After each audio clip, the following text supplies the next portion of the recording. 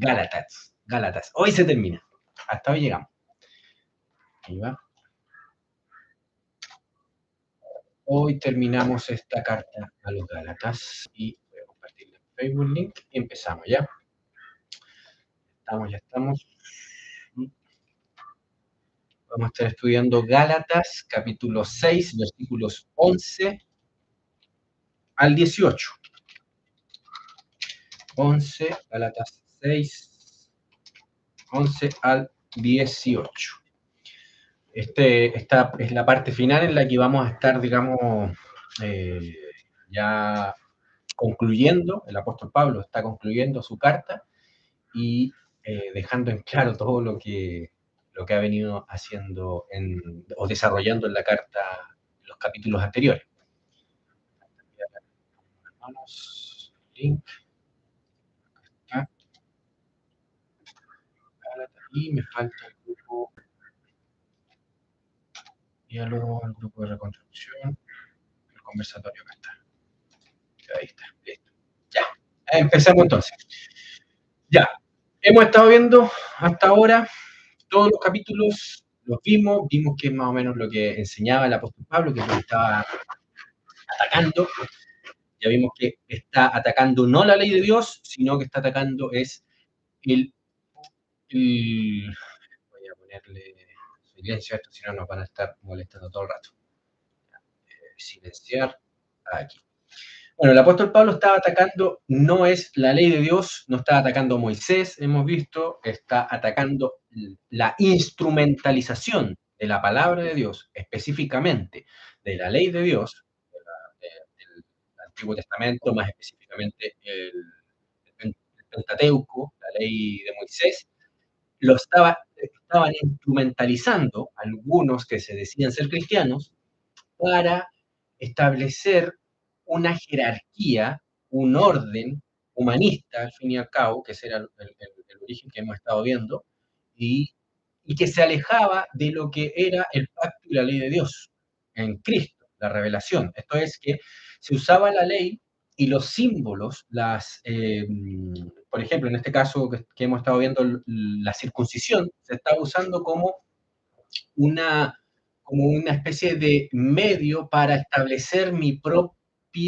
mérito, mi propia jerarquía, mi propio valor, pero en términos autónomos. Esto es, no es por la gracia de Cristo, sino es por mis obras, y además también sí, también hay que apoyarnos en Jesucristo y en la cruz. Ese hecho es el que el apóstol Pablo estaba condenando.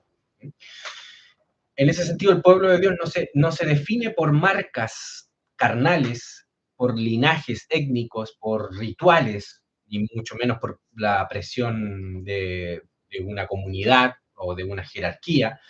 No se define por aprobación social ni por poder religioso, sino por la cruz de Cristo que crucifica, como vamos a estar viendo, al creyente, al viejo orden de Adán, el primer Adán, y lo introduce en la nueva creación. ¿Qué estoy diciendo acá?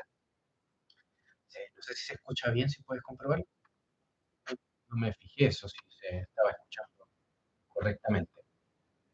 Voy a asegurarme, no sea que después esté hablando y no se escuche nada. Sí, ya, se escucha, perfecto. Entonces, ¿qué es lo que estábamos diciendo? Estábamos diciendo que el creyente en Cristo es crucificado. ¿Qué significa que el creyente es crucificado en Cristo? Significa que es muerto, que se cumple los requisitos, lo que exige la ley de Dios contra el pecador. Entonces, la muerte. La pena de muerte es llevada a cabo en nosotros, en Cristo. Esto quiere decir que Cristo muere por nosotros y nosotros estamos crucificados para el mundo, entonces para el orden de Adán, para el orden que se fundamenta en las premisas satánicas, que ya vamos a estar revisando, y el hombre en Cristo nace de nuevo, pero muere a ese mundo. Y por tanto, la cruz de Cristo crucifica al creyente al viejo orden adámico y lo introduce en la nueva creación. Como ya hemos visto, Pablo no está oponiendo la gracia contra la ley en, un sentido antinominiano. Esto es como que la ley ya no la debemos obedecer.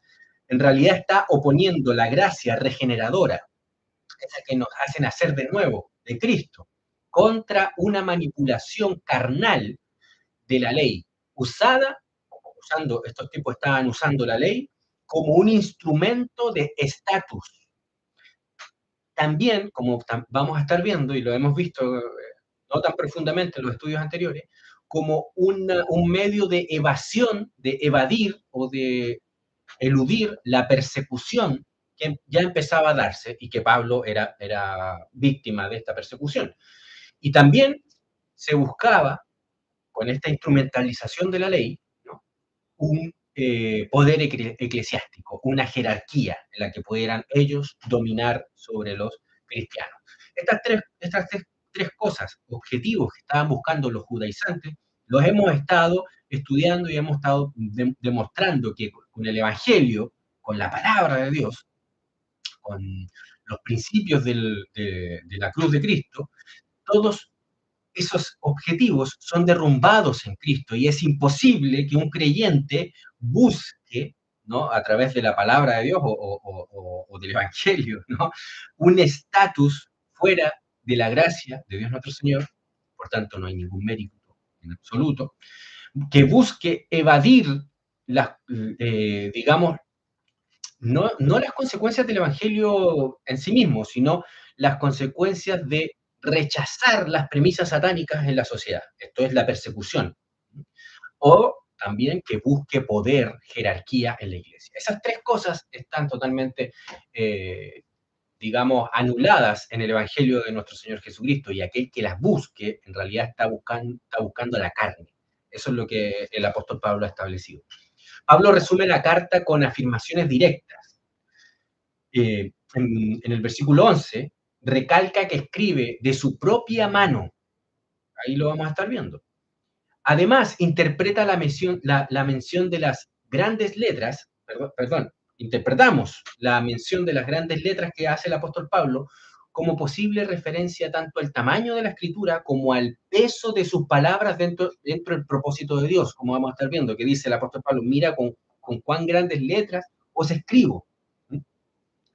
El cierre, entonces, de esta carta que vamos a estar estudiando, o sea, estos últimos versículos, no es una despedida sentimental del apóstol Pablo, es una sentencia apostólica. El apóstol Pablo no está buscando quedar en buena con los hermanos, o sea, como decir, ya, pero no se enojen conmigo. No, él es firme en su sentencia, presuponiendo, como vamos a estar viendo, lo que es la coinonía, lo que es la hermandad.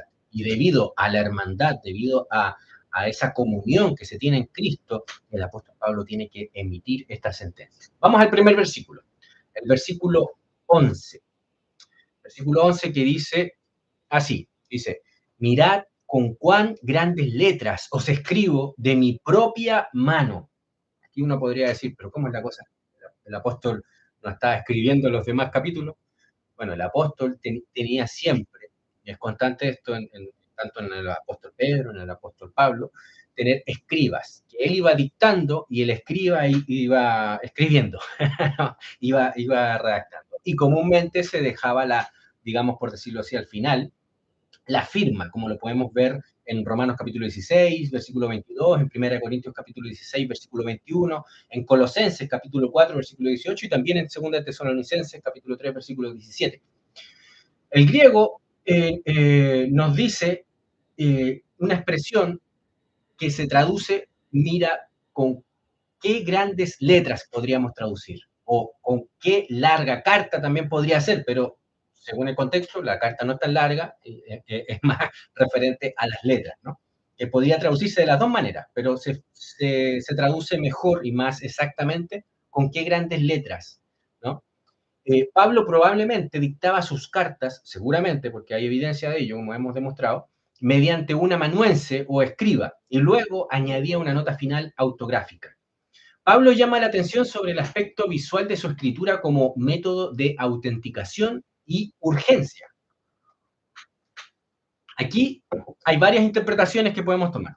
Algunos han sugerido que Pablo escribía con letras grandes debido a una enfermedad ocular a los ojos, y lo conectan, y esta es una interpretación que existe, lo conectan con Gálatas capítulo 4, versículos 13 al 15, cuando él dice que ustedes, los Gálatas, estaban incluso dispuestos a entregarme sus ojos, o sea, estaban dispuestos a sacarse los ojos y dármelo. Entonces algunos llegan a la conclusión diciendo que el apóstol Pablo llegó a estas iglesias por una ceguera. Algunos piensan que fue eso. Es posible, pero no es seguro esto, porque no hay cómo asegurarlo. Otra posibilidad es que Pablo escribe con letras grandes para subrayar solemnidad, urgencia y autenticidad, como quien escribe en mayúsculas por WhatsApp para manifestar que está enojado, o para poner atención, o sea, escribe en mayúsculas, ¿verdad? Este podría ser un recurso que había en aquel tiempo. Hoy en día en WhatsApp, cuando queremos hacer un anuncio, si hay un grupo, escribimos en mayúsculas para llamar la atención, ¿no? O incluso alguien que esté enojado puede escribir en mayúsculas para demostrar que está enojado y que está gritando, pero como no se puede gritar escribiendo, se escribe en mayúsculas. Lo importante es esto. Pablo toma la pluma en una carta donde su autoridad apostólica ha sido cuestionada desde el capítulo 1, que hemos estado viendo cómo el apóstol Pablo defiende su apostolado. El acto autógrafo es teológicamente relevante. Él no escribe como dando una opinión, dando, digamos, como en un concilio, algunos dando su testimonio, otro dando, digamos, su perspectiva. No, escribe como apóstol de Jesucristo. Por eso el cierre tiene un tono de veredicto, de sentencia. La carta no termina con, veamos distintas perspectivas. Aquí yo pongo la mía, juzguen ustedes. No es ese el tono con el que está escribiendo el apóstol Pablo. El apóstol Pablo termina con, esta es la regla, el canon, como vamos a estar viendo.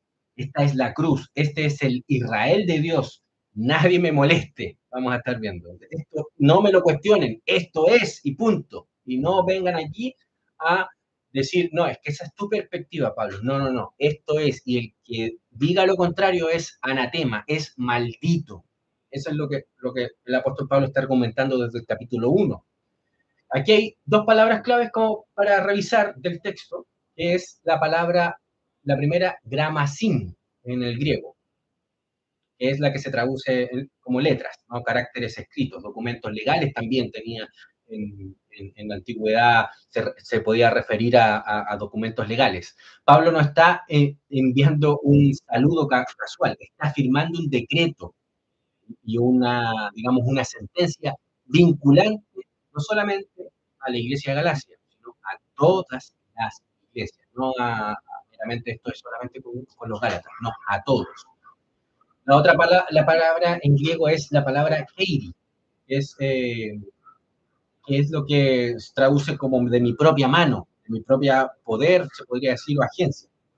La idea es, o la función que tiene, es la de mostrar que el instrumento de validación legal en el decreto antiguo, para evitar fraudes epistolares, el apóstol Pablo estaba recurriendo a él, estaba poniendo su propia mano y firmando y dando testimonio de que él era el que firmaba esta carta para que alguien, digamos, sabemos por otras cartas que el apóstol Pablo estaba denunciando que habían otros que escribían en su nombre, pero que no eran el apóstol Pablo. Lo vemos, si mal no recuerdo, en las cartas de los Corintios, que habían cartas que llegaban y que supuestamente eran escritas por Pablo, pero él no había escrito nada. Por tanto, afirma el apóstol Pablo la autenticidad apostólica innegable del documento y su autoridad de pacto. Niega que Gálatas sea una carta ordinaria o delegada a terceros sin supervisión directa. Esto es, el apóstol Pablo mismo es el que ha escrito estas cosas. Suenan duras, como hemos visto, la carta a los Gálatas tiene una forma de desarrollarse muy brusca y muy dura, durísima, hasta el punto de que hemos visto que el apóstol Pablo tomó una, una forma de referirse a los judaizantes, como diciéndole, ojalá que se mutilasen, que llegasen más allá de lo que están proponiendo. Si por circuncidarse se es más santo del que no, en comparación con el que no se circuncida, ¿por qué no mejor se quitan todo el miembro? ¿Te acuerdas cuando estábamos viendo eso que estaba diciendo el apóstol Pablo? Porque debido a que creían que porque se circuncidan ellos tienen más fortaleza espiritual, son más comprometidos comprometidos. Bueno, a ver, demuestren que están tan comprometidos y córtense todo el miembro. Eso es lo que dice el apóstol Pablo, literalmente, ¿no? Lo estuvimos viendo en el capítulo 3, si mal no recuerdo, era el 4. Vamos al siguiente versículo, el versículo 2. Aquí vemos que el motivo político carnal de los falsos maestros era la autonomía, no era la ley de Dios, no era que eran fieles a la palabra y que fuesen hermanos, hermanos más santos y más fieles a Dios nuestro Señor. No. El apóstol Pablo aquí en este versículo expone la agenda de estos tipos, de estos anatemas. ¿No? Versículo 12 dice, todos los que quieren, mejor dicho, todos los que quieren agradar en la carne, en los términos de la carne, no en los términos de la palabra y la ley de Dios, sino los que quieran agradar en la carne. Estos os obligan a que os circuncidéis solamente para no padecer persecución a causa de la cruz de Cristo. Pablo desnuda, desenmascara la motivación de los agitadores, la motivación de los judaizantes. Ellos quieren quieren presentarse de buena apariencia en la carne. Entonces, ellos quieren buena apariencia, esto quiere decir, ellos quieren agradar, quieren presentar una buena fachada, cara bonita, sonriente, bien vestido, eh, visualmente o estéticamente son atractivos, se ven como personas seguras de bien, personas buena onda, ¿no? Personas que son confiables, quieren presentar de esa manera. ¿Mm? El verbo griego que se usa tiene la idea de presentar una apariencia favorable, lucir bien externamente. No, no, fíjense que el apóstol Pablo está denunciando la estética, sí, pero la estética como uso para meter una herejía, por decirlo de alguna manera. Es religión de fachada, es piedad performativa, como la que tenían los fariseos y la que nuestro Señor Jesucristo condenó. Sepulcros blanqueados, les dijo Jesucristo a los fariseos. Bueno, eso mismo está operando en estos judaizantes. Es reputación religiosa usada como capital político dentro de la comunidad. Con capital político me refiero a que tienen cierta, digamos, reputación en medio de estas comunidades y esa la usan como capital para someter a los hermanos, para decirles que tienen que obedecerles y hacerles caso. Hay aquí algunas palabras en griego bien interesantes. La palabra eufro o euprosopesai, que es la que se traduce como, podríamos traducirla como rostro o fachada, o sea, ponerle la carita bonita, ¿no?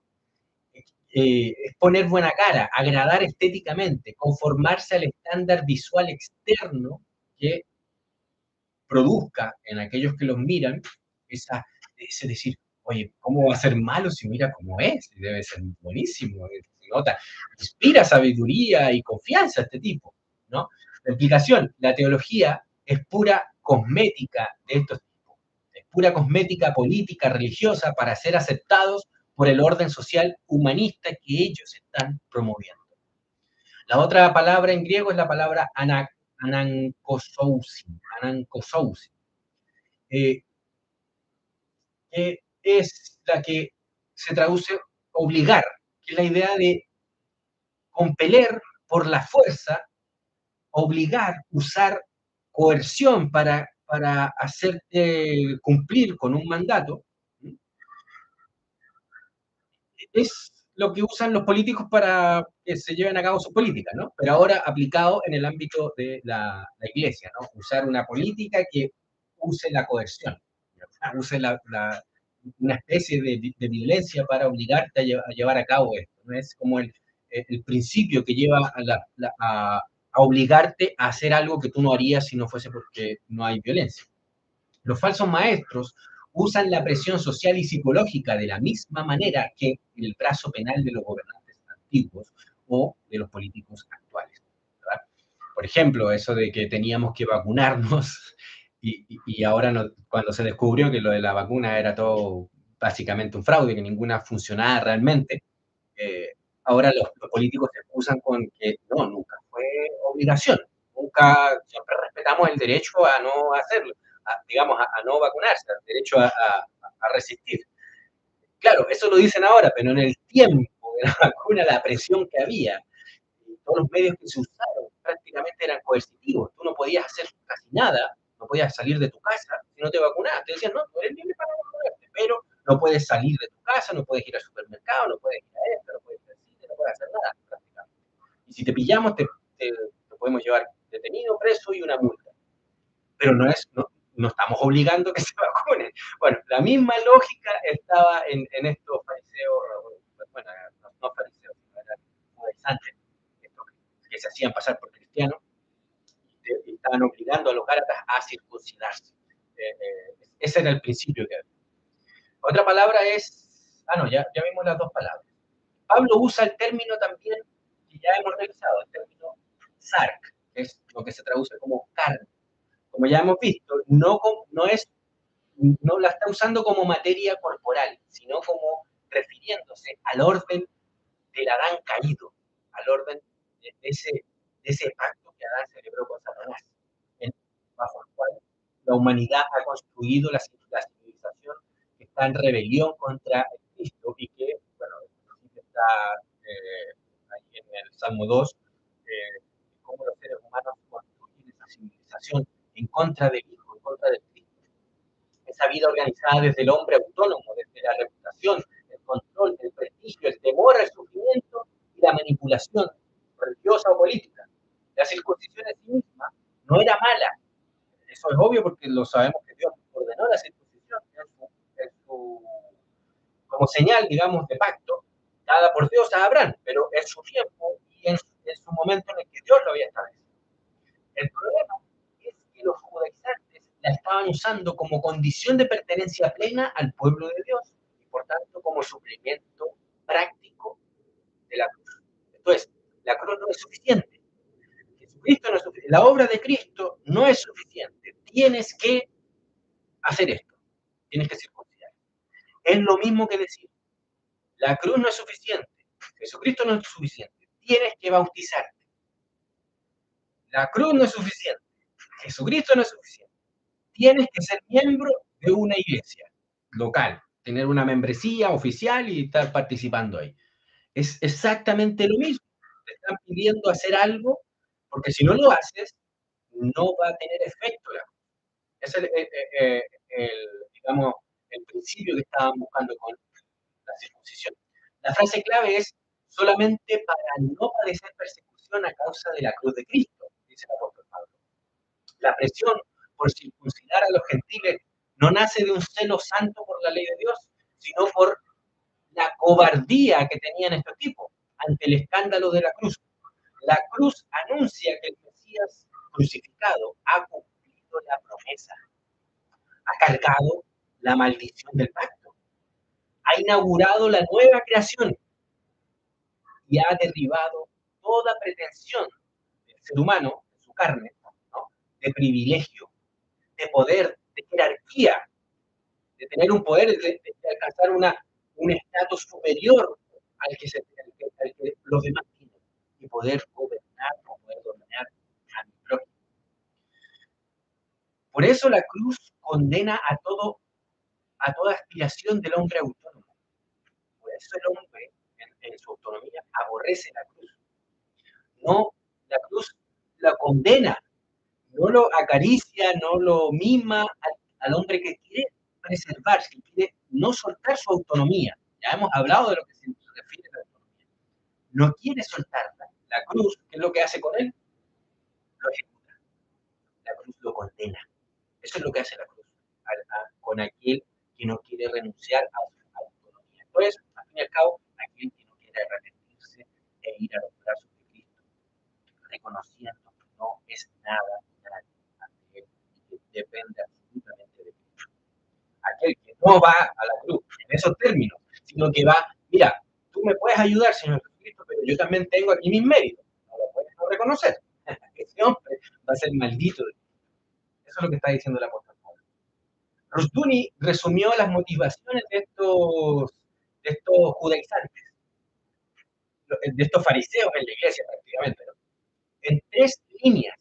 que usaban estos tipos, que tenían presente los judaizantes y que podemos ver en la actualidad también. Muchos judaizantes que se parecen mucho, ¿no?, a los judaizantes, que operan de la misma manera. Manifestar formas externas de piedad sin su realidad. Esto es una piedad falsa. Es lo que hacían los fariseos, lo que hacían los judaizantes y lo que hacen muchos evangélicos hoy en día, que creen que van con corbatita, van todos los días a las reuniones, ¿verdad? Y se cortan bien el pelo, se afeitan, ¿no? Creen que con eso están ya han acumulado mérito. Y ven al que no se viste bien o al que no va a las reuniones, lo ven encima, este no está a mi nivel. Entonces, esa es una de las primeras líneas que manifestaban estos tipos, ¿no?, de una piedad sin su realidad. Evitar también, que es la que está denunciando en este versículo el apóstol Pablo, evitar persecución, pasando como una rama del judaísmo. Recordemos que el judaísmo estaba permitido, era legalizado, era tolerado por Roma, por el orden jurídico. La religión cristiana no. La religión cristiana era una cosa nueva y totalmente rechazable por parte del orden jurídico romano, debido a que el cristianismo proclamaba que Jesucristo era el Kyrios, el que tenía todo poder en el cielo y en la tierra, y que todos los reyes de este mundo eran sus siervos, sus diáconos. Roma no toleraba eso, no toleraba tal cosa. Entonces, ¿qué es lo que pasa? Que si uno aceptaba lo que estos judaizantes estaban haciendo, evitar la persecución, disfrazando el cristianismo como la religión judía, lo que estaban haciendo era mutilar el Evangelio. Porque ¿qué es lo que proclama el Evangelio? Que Jesucristo ha resucitado y es Señor y tiene poder en la tierra, tanto como en el cielo. O sea, es el poder absoluto, es el soberano. Es lo que hacen hoy en día los evangélicos, diciendo, no, no, no, si el Estado está permitido por Dios, y hacen teologías para justificar la soberanía del Estado y el poder de los políticos para no padecer persecución. Son esta vía, está en una de las vías que está Duni señalando, y que el apóstol Pablo evidentemente aquí lo muestra claramente, es una de las vías que usan los evangélicos hoy en día para no tener persecución. No, si en Romanos 13 Dios estableció al Estado y los políticos su función. No, amigo, no. Si Dios estableció el gobierno civil, lo estableció como su diácono y debe cumplir con el objeto por el cual ha sido determinado por Dios nuestro Señor para gobernar. Esto es, castigar al que hace lo malo, según la palabra de Dios, según la ley de Dios, y proteger al que hace lo bueno. Nada más, nada más. Y ahí están los evangélicos, ¿verdad?, usando esta misma vía de los judaizantes, a los cuales el apóstol Pablo ha condenado, para evitar persecución, para evitar cualquier problema con los políticos. Y la tercera es ganar poder dentro de la iglesia. Porque si tú te ganas el favor de los poderosos del Estado, en el Imperio Romano, en este caso el César, eh, también puedes tener poder sobre los demás, ¿no? Porque tú vas a ser, digamos, el consentido de César o el consentido del Estado o del poder del momento, ¿no? Y por tanto vas a tener esa legitimidad institucional humana, autónoma, de lo que viene de la carne. Y ahí vas a poder gobernar con una autoridad y con cierta legitimidad institucional, y te vas a sentir poderoso, te vas a sentir con legitimidad de que tú estás llevando a cabo una obra legítima de poder y de orden. Es lo que pasa con muchas de las denominaciones actualmente, empezando por Roma y siguiendo con los bautistas, con los presbiterianos y con todos estos que se han prostituido con el poder. Entonces, ya lo vemos, todo esto que el apóstol Pablo está denunciando, ya lo vemos hoy. Es cuestión de ver cómo operaban y cómo operan hoy, contrastar y ver. Versículo 13 dice, porque ni aún los mismos, pues, los judaizantes, ni aún los mismos que se circuncidan guardan la ley, pero quieren que vosotros os circuncidéis para gloriarse en vuestra carne. Veamos, Pablo no está atacando la ley. Pablo está atacando a los que instrumentalizan la ley, la usan para su conveniencia, ¿verdad? Blasfemando prácticamente para buscar uno de estos tres objetivos, o los tres objetivos en realidad, ¿no? Que eran los que habíamos nombrado, el de tener un poder en la iglesia, jerarquía y un poder controlar a los hermanos, saltarse la persecución, ¿no? Haciendo creer que era una religión digamos, judía, y digamos, manifestar esta piedad externa, esta piedad falsa, en ese sentido, ¿no? El apóstol Pablo está atacando eso, no está atacando la ley. Y el versículo 13 lo dice muy claramente, porque ni aun los mismos que se circuncidan, esos que dicen que están obedeciendo la ley de Dios, guardan la ley, pero quieren que vosotros os circuncidéis para gloriarse en vuestra carne. ¿No es lo mismo que nuestro Señor Jesucristo decía sobre los fariseos? En la cátedra de Moisés se sientan los fariseos, pero ellos los mandamientos de Moisés no los tocan ni con un dedo, pero obligan a los demás a guardar todo lo que dicen en ese sentido. Pablo no acusa a los judaizantes de amar demasiado la ley, los acusa de no guardarla. Es decir, el problema no es la obediencia a la ley de Dios, sino la instrumentalización hipócrita de la ley. Eso es lo que está condenando. Ellos absolutizan una señal externa, esto es la circuncisión, mientras violan el corazón mismo de la ley de Dios. Esto es amar a Dios por sobre todas las cosas, tener una fidelidad absoluta a nuestro Señor Jesucristo, buscar la verdad, la justicia, el amor al prójimo, la sumisión a Cristo. Eso no lo buscaban. Ellos buscaban conservar, preservar su propio estatus. Pablo no dice, la ley de Dios ya no importa. No, lo que está diciendo es, estos que se presentan como defensores de la ley ni siquiera la guardan. Por tanto, el blanco al que Pablo estaba atacando no era la ley de Dios, el pacto y la ley de Dios, no. No era la ley como norma objetiva de justicia, sino el uso carnal, entendiendo el concepto de que hemos estado discutiendo, lo que significa el término carne, ¿verdad? El uso autónomo, humanista de la ley, ¿no? Elitista, de elementos del pacto, no del pacto y la ley, sino de elementos. Estos usan lo que le conviene, ¿no? De elementos del pacto para fabricar mérito, estatus y control, que era lo que estaban buscando, ¿no? Los objetivos que habíamos hablado, ¿no? La falsa piedad, ¿no? El estatus de que no tengan persecución, les preserve su estatus, los salve, ¿verdad? Ellos se mantengan, digamos, seguros en el sistema y de un poder sobre los hermanos. La expresión que dice el apóstol Pablo mismo, dice, para gloriarse en vuestra carne, nos revela el mecanismo de poder. Los judaizantes querían contabilizar circuncisiones como trofeos. Yo me acuerdo cuando me convertí recién, me hacían contar cuántas almas se repetían la oración, creyendo que con repetir la oración tú te salvabas, ¿no? Y no, yo tengo, como son todas estas perlas, todas estas almas listo en mérito en el cielo, y se peleaban quién tenía más almas. El mismo espíritu de jerarquía, de buscar mérito y de falsa piedad. ¿Sí? Los cuerpos de los Gálatas serían su estadística, esto es, los hermanos en Galacia que se circuncidaban, que se cortaban el prepucio, serían la estadística de estos anatemas, de estos judaizantes, ¿verdad? Su estadística de éxito ministerial. No de que los Gálatas están siendo fieles a Cristo, a la ley, al pacto y trayendo frutos dignos del Espíritu Santo. No, no, no. Era la estadística. Lo mismo que pasa hace no mucho, y no sé si sigue pasando, yo creo que sí, de creer de que porque repiten la oración, ya, conmigo han repetido la oración miles y miles, millones de millones han repetido. Y por tanto yo soy un potente predicador y tengo un estatus en el reino de Dios grandísimo. Esa es la misma lógica que estaban pensando los judaizantes en ese sentido. Aquí aparece una forma antigua de lo que hoy llamaríamos religión burocrática. Transformar personas en métricas, conciencias en cuotas, señales externas en evidencia de dominio. Mi denominación es mejor que la tuya porque tiene más gente.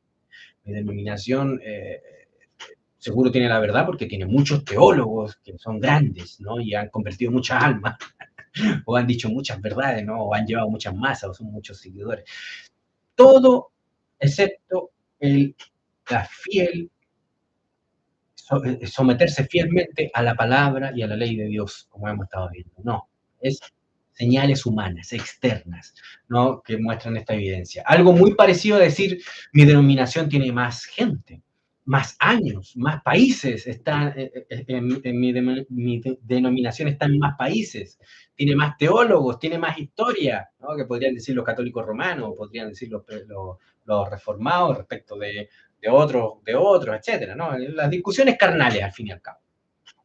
Las corporaciones que se hacen llamar iglesias, y todos son ministerios, hoy miden su éxito como los judaizantes, por el número de asistentes y las relaciones públicas amables, agradar en la carne, como diría el apóstol Pablo, o hemos traducido, se ha traducido en la Reina Valera, están dispuestos a diluir las demandas del Evangelio, mutilar la ley de Dios en sus púlpitos y silenciar las implicaciones políticas del señorío de Cristo, tanto para atraer masas, pero principalmente para no padecer persecución.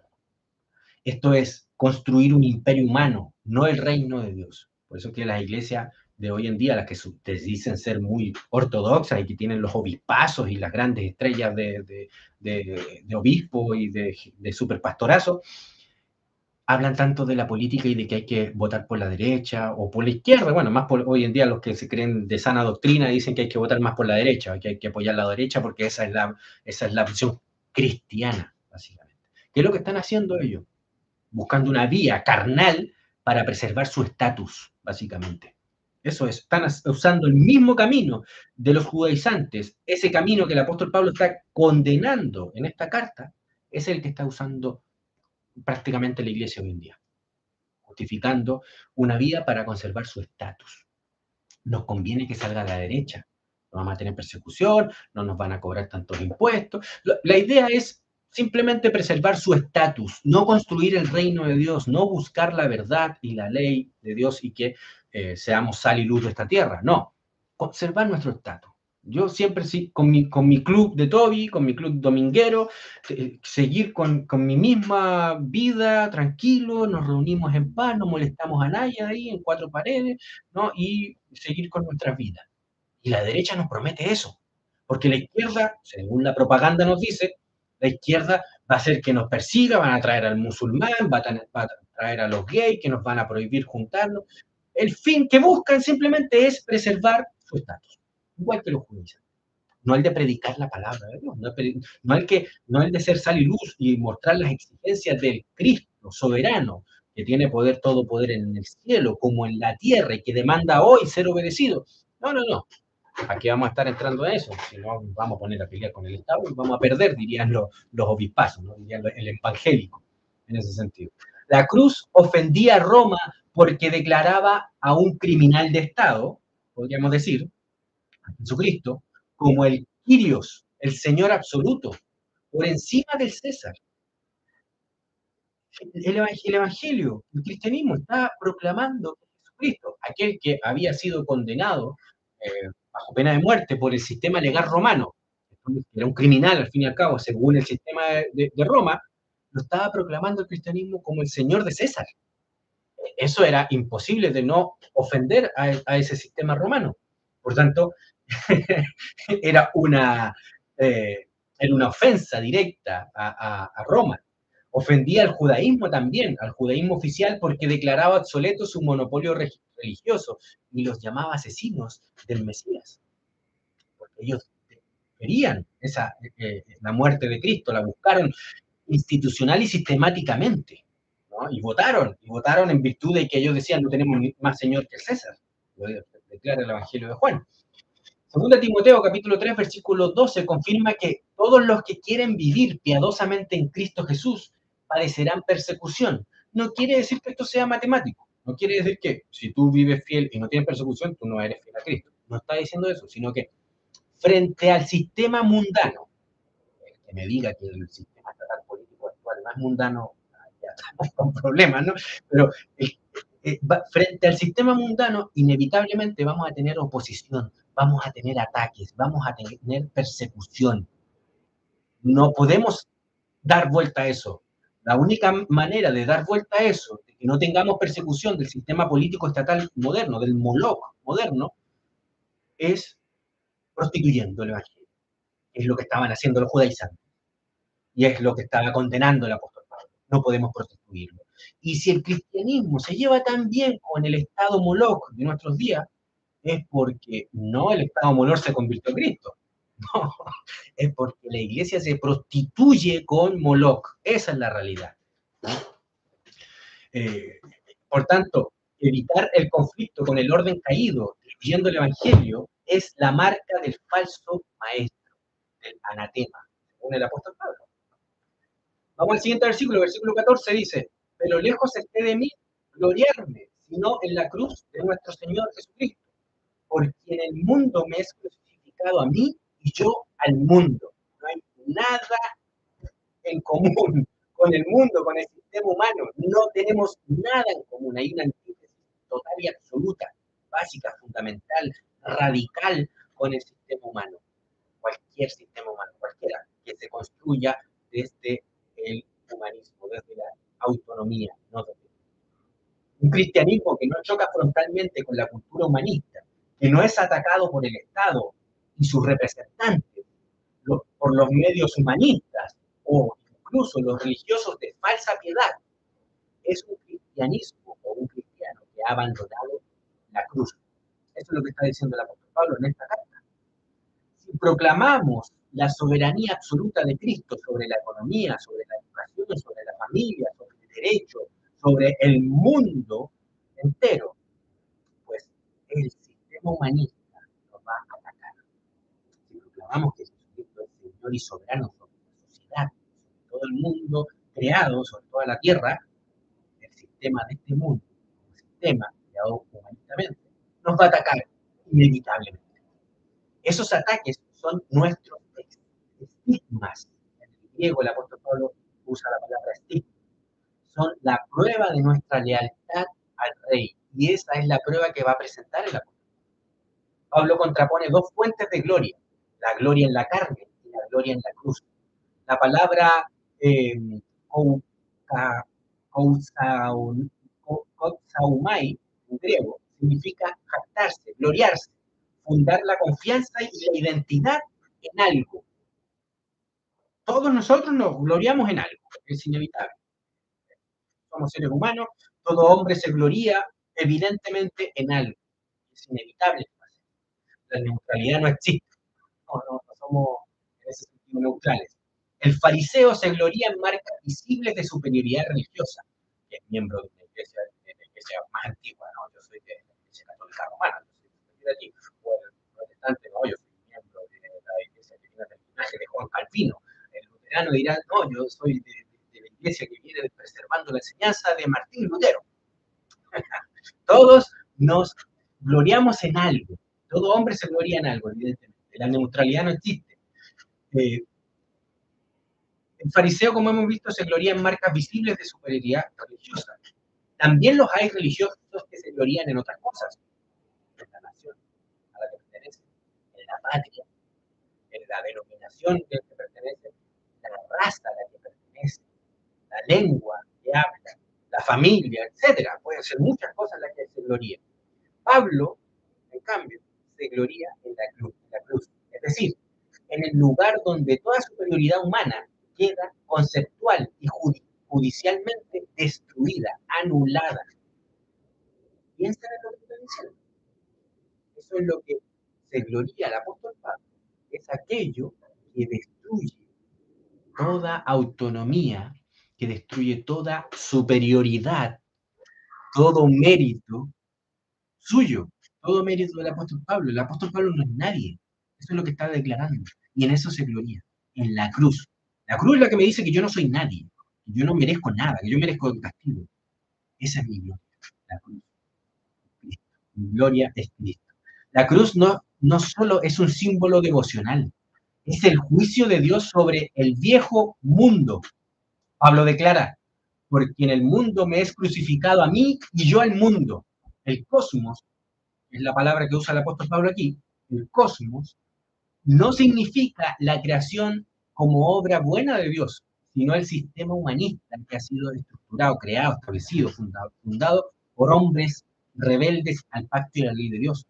el orden caído, organizado en rebelión contra Dios, el sistema de valores, honores, jerarquía, prestigios y poderes que proceden de, del primer Adán y de su pacto con Satanás en Génesis capítulo 3. La cruz establece una ruptura radical y de pacto con aquel sistema humanista satánico.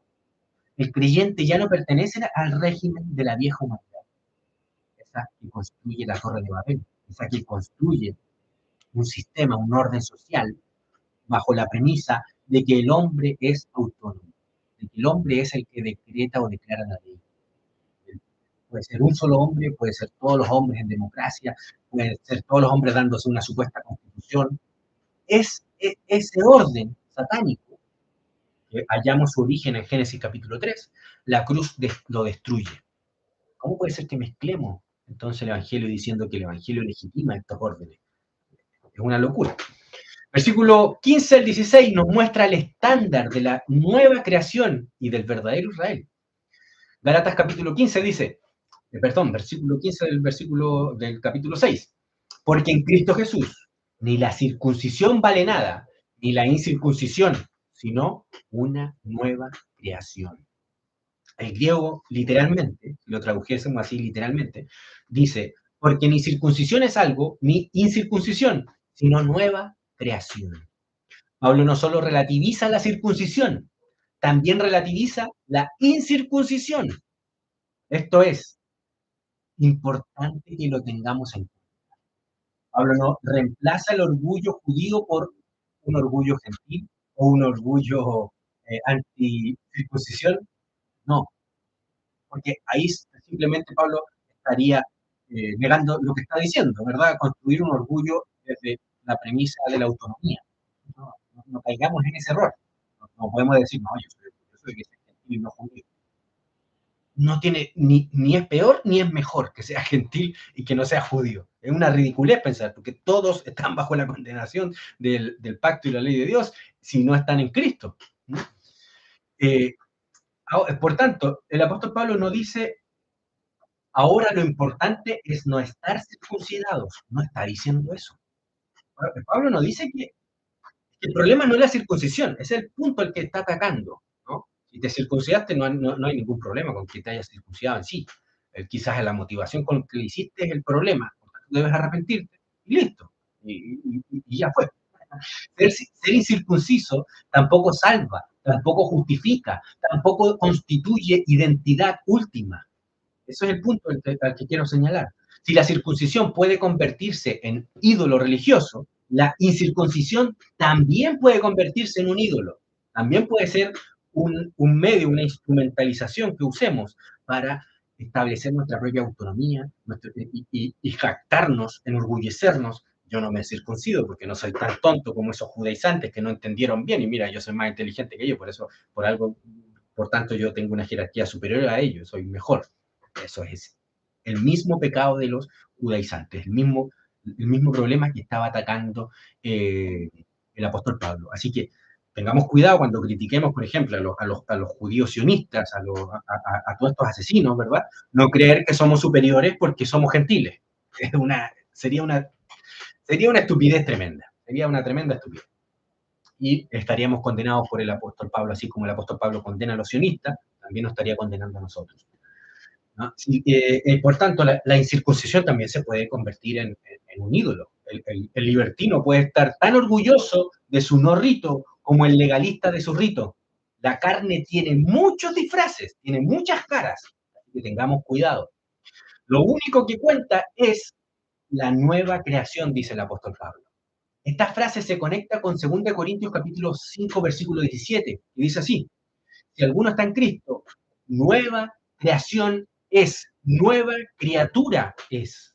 No se trata meramente de una mejora moral, una reforma psicológica o una adhesión institucional, como muchos están queriendo hacernos creer hoy en día, que si no eres miembro de una iglesia, estás en peligro de perder tu salvación, ¿no? El creyente participa, ¿no?, ya del orden de la resurrección, el que está en Cristo. Es una realidad escatológica, inaugurada en Cristo. El cristiano ya participa en este orden de la resurrección, de la nueva creación. Él ya ha resucitado. La historia no sigue cerrada bajo el viejo Adán. En Cristo ha comenzado, desde la cruz, desde la resurrección de nuestro Señor Jesucristo, ha comenzado el nuevo mundo, la nueva creación. Y el cristiano es parte ahora ya de este nuevo mundo. Están enfrentándose desde que nuestro Señor Jesucristo resucitó y se sentó a la diestra de Dios Padre, se están enfrentando estos dos órdenes.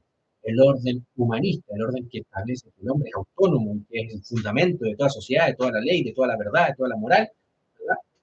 Se está enfrentando ese orden humanista con el orden teonomista, podríamos decir, ¿no? El orden cristiano, el orden en que Cristo es el Señor y Rey y que Dios es el fundamento de todo, no el hombre.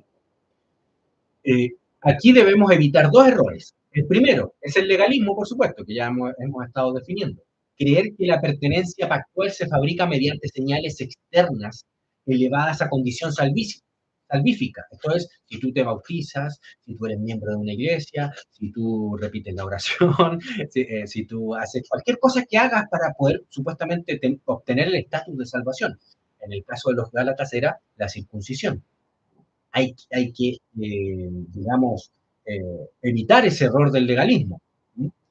El segundo es el antinomianismo, creer que nueva creación significa ausencia de ley, creer que el orden que Cristo ha establecido en la cruz significa que ya no hay ley, que ya podemos hacer lo que queramos. No. Y muchos de los que son antinomianos nos dicen, no es que nos digan, no, ahora puedes hacer lo que quieras, no, nos dicen, no, tienes que comportarte cristianamente. ¿Pero qué significa comportarse cristianamente? Significa comportarse como Cristo se comportó en su humanidad, en este mundo. Entonces, la ley y el pacto de Dios nuestro Señor. Así que el segundo error es el antinomianismo, creer que nueva creación significa ausencia de ley. No, nueva creación significa nueva humanidad restaurada, regenerada, para vivir bajo Dios, en el poder del Espíritu Santo, en su gracia, por supuesto, no por méritos nuestros. La ley no justifica al pecador. Cristo es el que justifica, pero el justificado no queda sin ley, queda bajo Cristo. Y Cristo no gobierna mediante caprichos, sino por su palabra ley, que Él ya nos ha entregado, las Santas Escrituras. Para entender mejor este nuevo mundo, esta nueva creación en la que estamos los cristianos, entendamos el viejo mundo, ¿no?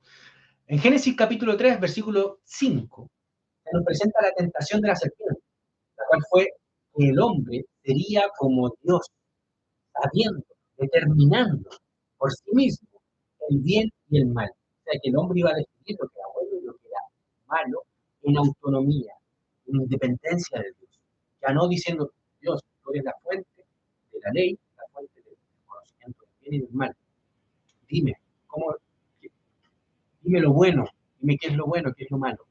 No, yo en autonomía, en independencia de Dios, incluso yo pudiendo juzgar a Dios a ver si es bueno o malo, ese es el consejo de la serpiente. Y ese es el pacto que se quebró el hombre con la serpiente. Esa es la esencia de la antigua creación, el intento del hombre de convertirse en su propio legislador, su propio Dios y el centro de su propio universo, el que determina lo que es bueno, lo que es malo, lo que es justo y lo que es injusto. Las implicaciones de esta antigua creación se manifiestan en dos formas principales que Pablo combate en Gálatas. El primero, que ya hemos visto, el legalismo humanista, representado por la circuncisión en términos particulares en este caso, ¿no?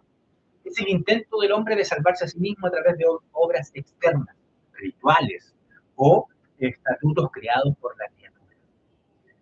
Es la confianza en la carne, en la autonomía y en las estructuras sociales, institucionales, políticas, religiosas caídas para alcanzar justicia.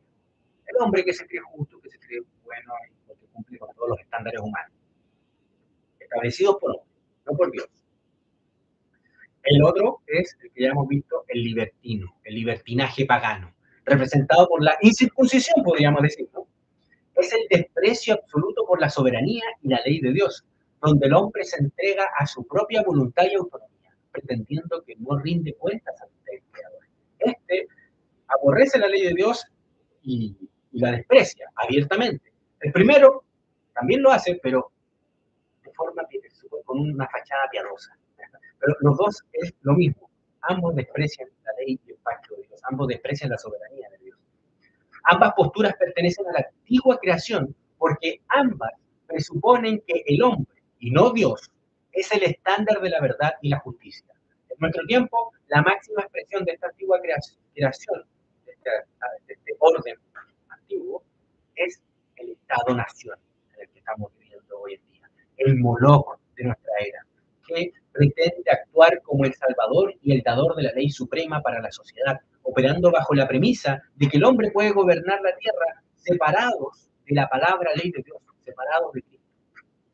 Frente a este desastre del humanismo, Pablo levanta el estandarte de la nueva creación. En Cristo, Dios no está simplemente reparando la vieja naturaleza, está haciendo algo completamente nuevo y condenando, destruyendo desde su fundamento el viejo orden.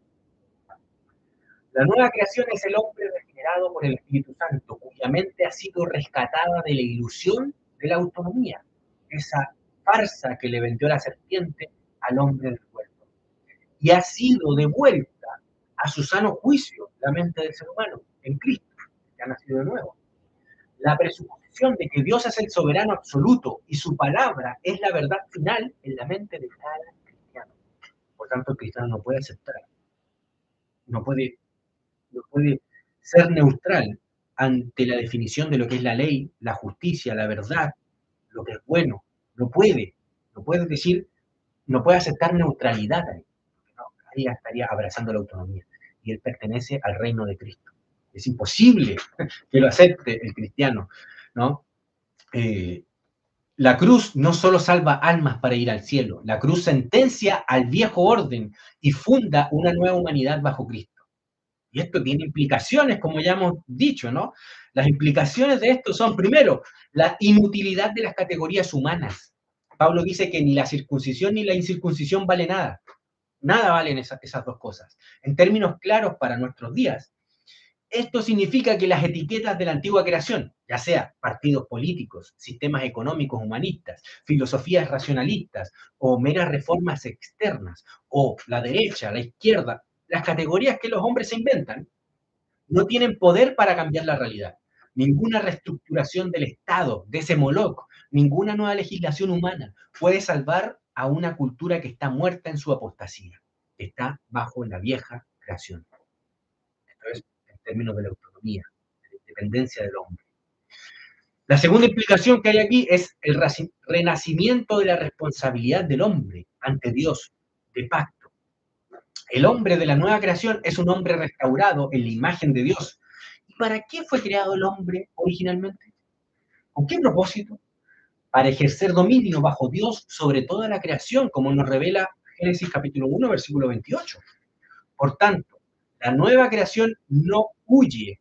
Entonces, los cristianos que son parte de la nueva creación, no huimos del mundo hacia un rapto o hacia un monasticismo pietista.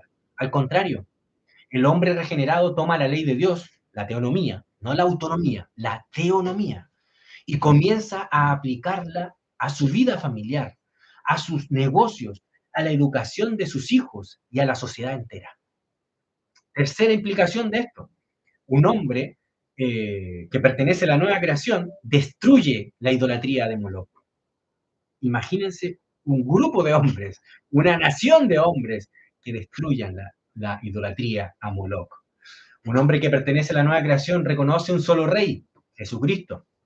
Por lo tanto, se niega a doblar la rodilla ante los reclamos de soberanía del Moloch de nuestros días, del Estado. Sabe que el gobierno civil es un ministerio limitado por Dios, por supuesto. Lo sabe. Romanos capítulo 13 lo dice bien en claro. Pero es limitado por Dios para castigar el mal y proteger al que hace el bien. Según, no la palabra del hombre, no según la opinión del hombre, sino según la ley revelada por Dios, la ley de Moisés. No una agencia de bienestar o salvación es este gobierno civil. Lo único que hace es castigar al que hace lo malo y defender al justo. Nada más. Por tanto, ningún Estado cae en esta categoría. Ninguno. Todos los Estados son ídolos y son Moloch al lado de esta definición de lo que es el gobierno civil. Solamente es un juez que castiga al que hace lo malo, según la ley de Dios, al criminal, y protege al que hace lo bueno. Esa es la definición. Por tanto, ningún Estado puede ser comparado siquiera con el gobierno civil que se revela en Romanos capítulo 13. Versículo 16 dice, y a todos los que anden conforme a esta regla, conforme a todo lo que hemos venido hablando, paz y misericordia sea a ellos y al Israel de Dios. Este es un versículo que ha habido harta discusión alrededor de él, pero yo tengo la respuesta última. Sí, la tengo acá. Ya tengo la respuesta última a una discusión que ha habido, porque algunos dicen que el apóstol Pablo está diciendo que todos los que anden conforme a esta regla, paz y misericordia sea a ellos, a la iglesia, dice. Y también al Israel de Dios, esto es a los judíos que son cristianos, o al pueblo judío futuro que se va a convertir a Cristo. No, amigo, no. Ya vamos a estar. Vamos. Primero, veamos qué es lo que nos dice el apóstol Pablo al principio. Esta regla, dice, la palabra en griego es canon, que es la que nosotros usamos como canon, regla, estándar, medida. El canon, la vara de medir, la única vara de medir, la única vara de medir la ortodoxia es la cruz y la nueva creación, no los códigos rituales creados por hombres, no las constituciones humanistas, no las leyes escritas por hombres, no. Todo lo que ha venido diciendo el apóstol Pablo, esa es la regla, ese es el canon. Está diciendo el apóstol Pablo que su carta, Gálatas, es la regla absoluta de todo. No. Está todo lo que dice el mensaje. Esto es, que es la palabra de Dios, todas las escrituras, Antiguo y Nuevo Testamento, es el canon de la palabra de Dios, que es el que el apóstol Pablo está aclarando en esta carta. Es en los términos, el canon de la nueva creación en Cristo crucificado. Quien camina según esta regla recibe la bendición apostólica, paz y misericordia. La frase anden conforme usa el griego, que es casi impronunciable, estoy soumin en griego, que se relaciona con caminar en línea, en fila, por decirlo así, un proceder según una norma. ¿Ya? No se trata de una idea abstracta, es una forma de vida. La nueva creación tiene una ética, un camino, una disciplina, una forma histórica. Jesús es el camino. Él es la ley, Él es la norma de nuestras vidas. Y sabemos que Él, como el segundo Adán, fue fiel cumplidor del pacto y la ley de Dios. Y si nos decimos cristianos, decimos imitadores de Cristo, vivimos conforme a, a Jesucristo como vivió en esta tierra. Entonces, el guardador del pacto, aquel que verdaderamente guardó el pacto y fue fiel a Dios, no como el primer Adán, que quebrantó el pacto, violó el pacto. Fijémonos lo que dice, al Israel de Dios y al Israel de Dios. Esta es una de las frases más críticas del Nuevo Testamento contra el error dispensacionalista, sionista, judaizante.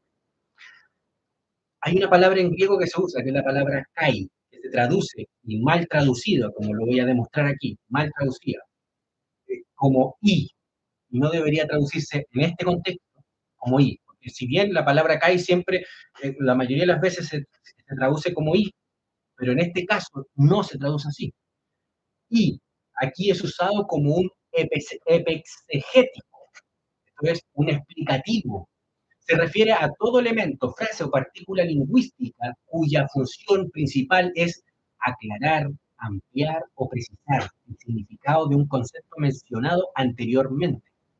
La partícula kai usualmente significa y, pero a veces tiene un valor epexegético, que se traduce como es decir, a saber, o especialmente o específicamente.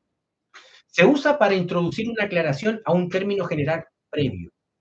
Un ejemplo clásico que estoy investigando y que es un ejemplo que se usa para demostrar esta función epexegética de esta partícula griega es una traducción del griego que la voy a leer literal como dice, eis ten olin kai, eis ten patrida auto, que la traducción es a la ciudad, es decir, y ahí se está traduciendo esa partícula kai, se está traduciendo, es decir, a su patria.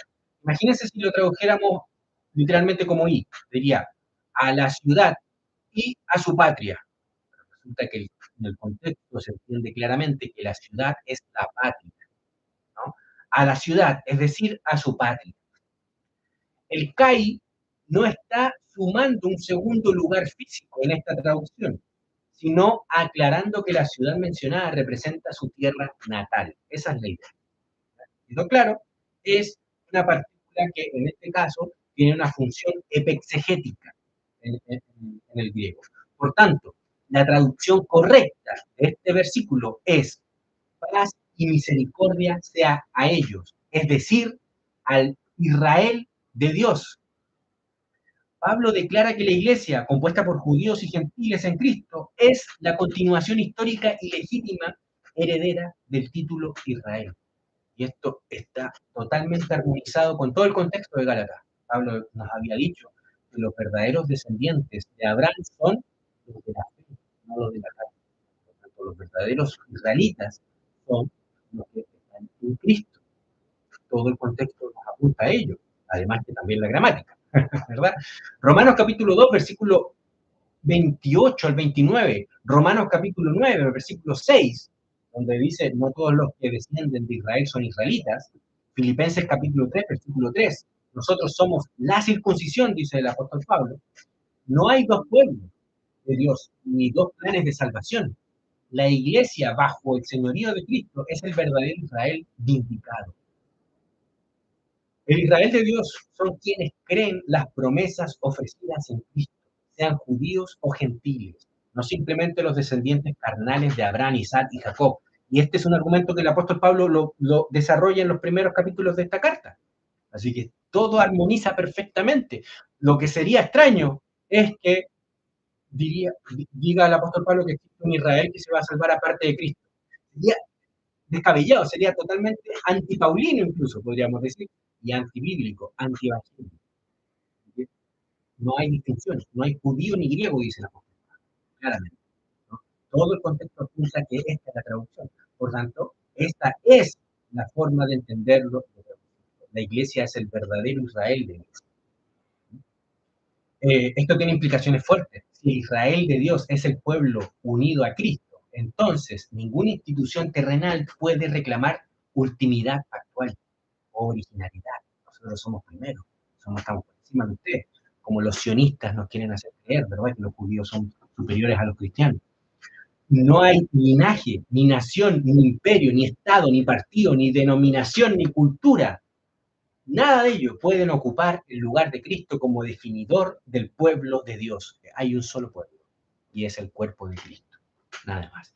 Donde hay judíos y gentiles, básicamente.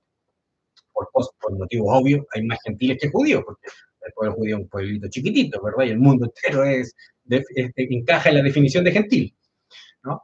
El cristianismo no sacraliza, perdón, la sangre, el suelo, la etnia, la cultura, ni burocracias, ni estados, ni poder, nada. Sacraliza, o más exactamente, reconoce como santo lo que Dios consagra en Cristo. Esto es, a su iglesia, a cada uno de los que confiesan que Jesucristo es Señor. Pasamos al sello de propiedad y la sanción final que establece el apóstol Pablo en los versículos 17 y 18. ¿Ya? Las marcas del esclavo frente a la circuncisión de la carne, sellando la epístola o la carta, mejor dicho, con la gracia de Dios nuestro Señor. Versículo 17 dice, de aquí en adelante nadie me cause molestias, porque yo traigo en mi cuerpo las marcas del Señor Jesús. La expresión nadie me cause molestias tiene tono de autoridad apostólica, firme. Si bien con un matiz como de cansancio, así como podríamos decir, ya, dejen de molestar, ¿no? Pero no es caprichoso, no es así como que, ya dejen de molestar, no. Es que el apóstol Pablo está haciendo su trabajo y la está haciendo con fuerza, con constancia, y ve cómo estos Gálatas están cayendo de nuevo cuando ya deberían ser avanzados. ¿Cómo van a caer en estas mentiras, en estas torpezas, si estas son cosas fundamentales que ya deberían manejar? Pablo ha argumentado, ha defendido el único evangelio, ha expuesto a los falsos maestros y con ellos a los de nuestro tiempo. ¿Qué quiere decir? La palabra de Dios es eterna. todo lo que está ahí nos sirve para nuestro tiempo y para edificar, perdón, para identificar a los falsos maestros de nuestro tiempo, a los anatemas de nuestro tiempo. Ha mostrado el apóstol Pablo la función correcta de la ley, ha predicado la promesa, la fe, la libertad, el espíritu, el fruto, la responsabilidad y la nueva creación. Ahora dice, ya basta, ya está bueno, empiecen a avanzar. ¿Cómo van a seguir andando como niños? ¿Cómo van a seguir siendo nepios? Ya deberían ser adultos, maduros, de dominio, y ustedes deberían estar corrigiendo a otros, no yo seguir corrigiendo a ustedes que ya los he discipulado, que ya hace años que los vengo enseñando, ¿no? El apóstol Pablo usa una palabra en griego que es la palabra estigmata en griego, que se transliteró al español y se dice estigmas, ¿no? Que se traduce como marcas, las marcas. En el derecho romano, en el versículo, me salté el versículo, sí, ¿no? El versículo de aquí en adelante, no, sí lo habíamos leído. De aquí en adelante nadie me cause molestias, porque yo traigo en mi cuerpo las marcas, estigmatas en griego, del Señor Jesús. En el derecho romano, los esclavos rebeldes, los ladrones y en ocasiones los soldados devotos a un general o a un templo, eran marcados con hierro candente. Los judaizantes querían marcar a los gálatas con la circuncisión oculta en la carne para evitar el sufrimiento. Pablo exhibe las cicatrices visibles de azotes, pedradas y cadenas, como lo vemos en 2 Corintios capítulo 11, versículo 23 al 25. Esas cicatrices son el título de propiedad, estigmata, que usa el apóstol Pablo, que prueba que Jesús es su dueño absoluto. La circuncisión usada como medio, como lo estaban usando los judaizantes, en realidad era una marca para señalar que César era su señor, porque al fin y al cabo los judíos eran propiedad del César. César tenía la autoridad, era el dueño de Israel, y él decidía, toleraba o los decidía existir, que existieran, hasta que llegó un punto que dijo que ya no existen más. En el año 70 los destruyó a todos, intentó matarlos a todos, ¿no? Era el verdadero dueño. Por tanto, hacer uso de este medio, como hace la iglesia hoy en día, con uso de la democracia, de la votación, de la derecha, elige su partido, ¿verdad? Simplemente están declarando quién es su verdadero señor, básicamente.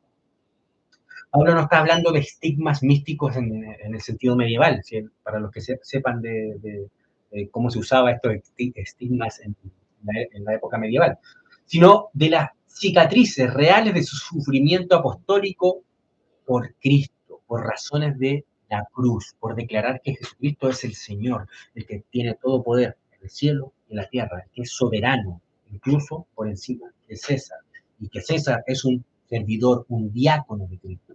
Eso lo llevó a las persecuciones. Que querían los judaizantes evitar esas persecuciones, ¿no? Azotes, persecuciones, golpes, prisiones, peligros. Lo podemos ver en 2 Corintios capítulo 11, como hemos citado, versículos 23 al 28. El contraste es absoluto. Los judaizantes querían marcar el cuerpo de los gálatas mediante circuncisión para gloriarse en carne ajena. Pablo lleva en su propio cuerpo las marcas de Cristo. Ellos evitan persecución. Pablo la encarna la persecución. Ellos quieren una señal quirúrgica de estatus. Pablo exhibe las cicatrices de su fidelidad a Cristo y al Evangelio. Ellos marcan a otros. Pablo ha sido marcado por servir a Cristo. Y en ello, entregarse a los hermanos en completo servicio, en cumplimiento de la clara enseñanza de nuestro Señor Jesucristo. El que quiera ser mayor, el que quiera ser primero, debe ser servidor de todos. Y difícilmente podríamos decir que haya alguien que haya servido más a la iglesia que el apóstol Pablo. Con esto no quiero decir que lo analicemos bajo la lógica de la jerarquía, pero bajo la lógica del reino de Dios, que el último, el que sirve más, es el primero, pues Pablo está peleando ahí el primer lugar, ¿no? Pablo actúa como verdadero siervo del Rey Jesucristo, en un sentido de pacto. Sus cicatrices son credenciales apostólicas. No compró legitimidad mediante una carrera institucional, que sí la estaba haciendo en la carne. Recordemos el Saulo de Tarso, que perseguía a la iglesia, y lo hacía para subir escalones jerárquicos en el Sanedrín, o digamos, entre los fariseos, no lo hacía mediante méritos para ir subiendo escalones en la jerarquía de alguna institución humana. Su legitimidad está sellada por sufrimiento causado por su fidelidad al Señor y al servicio a los hermanos, el servicio a los hermanos. Esto invierte toda religión de prestigio. En el reino de Cristo, la autoridad no se mide por cuántos hombres puedes controlar, por cuántos están bajo de ti, o quienes están bajo tu autoridad, bajo tu cobertura apostólica, ¿no? Poderosa de obispazo, sino por cuánta fidelidad manifiestas bajo la cruz y su canon, regla, bajo su ley, bajo la ley de Cristo que hemos estudiado en el estudio anterior, ¿no? El domingo pasado. Último versículo y terminamos. No sé cuánto llevo, creo que llevo como 5 horas, ¿no? Pero así son mis estudios. Versículo 18. Hermanos, la gracia de nuestro Señor Jesucristo sea con vuestro espíritu. Amén. Esta es una traducción que es buena, es exacta, pero hay un problema. Cuando en vez de empezar con hermanos, el apóstol Pablo termina con hermanos. Bueno, obviamente termina con amén, pero antes del amén dice hermanos. O sea, la carta termina con decir hermanos, ¿no? Al principio. La epístola concluye con la invocación del favor inmerecido del soberano, de nuestro Señor Jesucristo, como el único motor de la existencia de la comunidad. No las señales, no los méritos, no el estatus, no una institución humana, no un cuerpo humano jerarquizado, no un club. Es la gracia de Dios nuestro Señor. No una burocratización, no una membresía, no, no, no.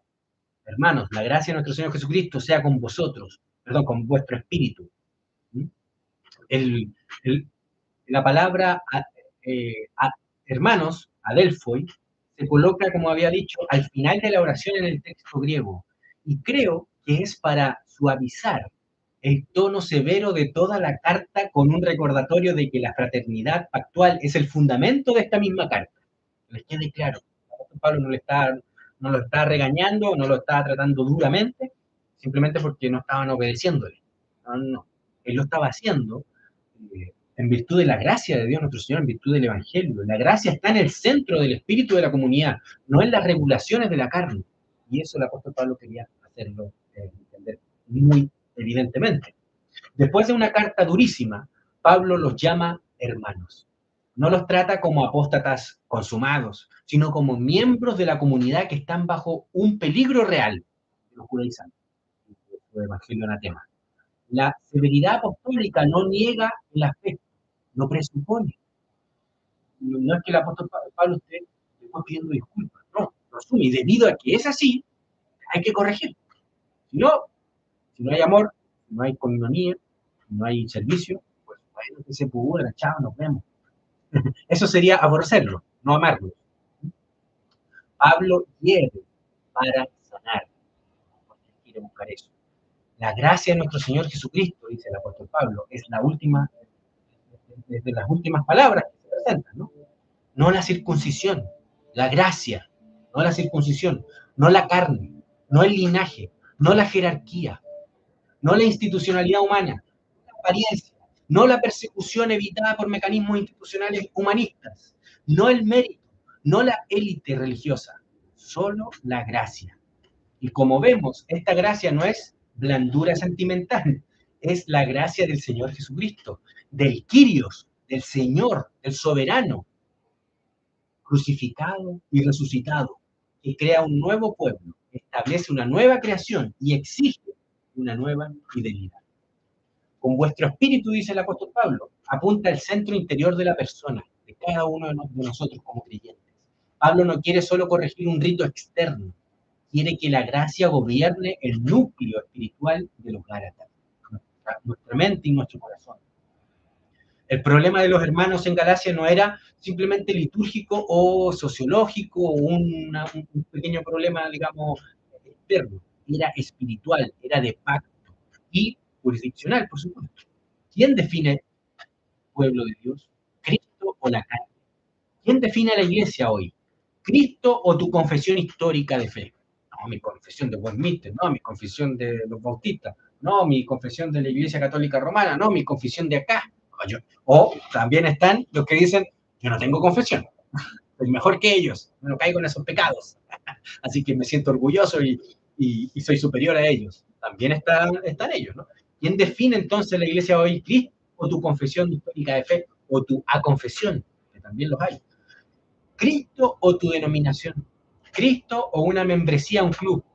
¿Cristo o votar por la derecha? Supuestamente eso hoy día te hace cristiano. Yo lo demostré en las últimas elecciones que hubieron acá en Chile, donde muchos me llamaron cristiano, comunista, marxista, ateo, por demostrar de que el voto no dice nada, el voto es pura carne solamente.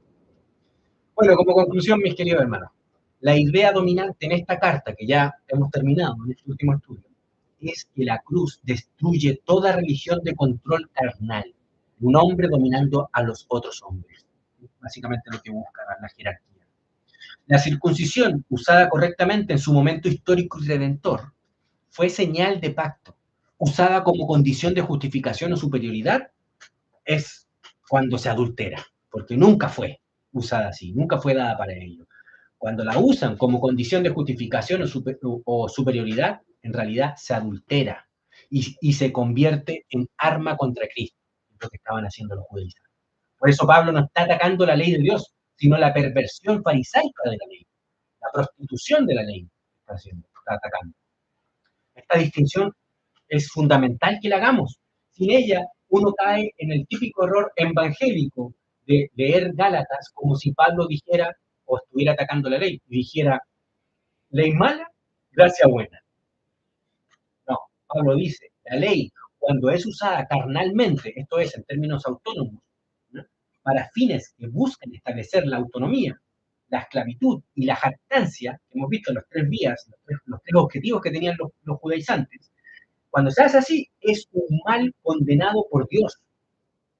La gracia soberana que regenera y produce obediencia por el Espíritu Santo es lo bueno y aprobado por Dios. Eso es básicamente lo que hemos aprendido acá.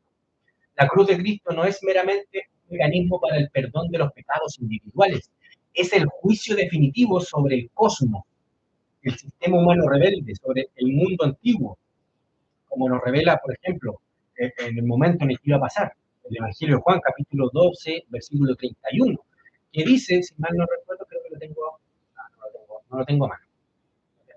Bueno, pero recomiendo que lo lean. Simplemente que ha venido la hora del juicio sobre este mundo y sobre Satanás. A través de ella, el creyente es emancipado de las ataduras y lealtades institucionales paganas para servir exclusivamente a Cristo el Rey. Y en virtud de ello, servimos exclusivamente a Cristo como soberano, Él nos ordena amar a nuestro prójimo y servirle y amarlo como nos amamos a nosotros mismos. O sea, tratar a mi prójimo como me gustaría que me traten. El cristiano no tiene ningún deber o deuda para con los poderes de este mundo. Y eso lo hemos traído de esta carta, no me lo invento yo. Para con ningún Estado o institución religiosa controlada por hombres que le reclamen sumisión y obediencia. El cristiano no le debe nada a las estructuras humanas, no le debe nada a las instituciones creadas por hombres. No, no le debemos nada. En Cristo hemos sido redimidos. En Cristo ya no somos nepios, somos adultos y somos en Cristo reyes, profetas y sacerdotes. No, no somos esclavos de nadie, sino de Cristo. Cristo nos da la libertad, ¿no? Eso, mis queridos hermanos. Un abrazo, espero que les haya gustado este estudio de Gálatas. Fue tremendo, fue profundo y quizás entremos en otro estudio prontamente en otra carta. No, todavía no la tengo muy clara. Un abrazo, que Dios les bendiga. Chao, chao, bendiciones.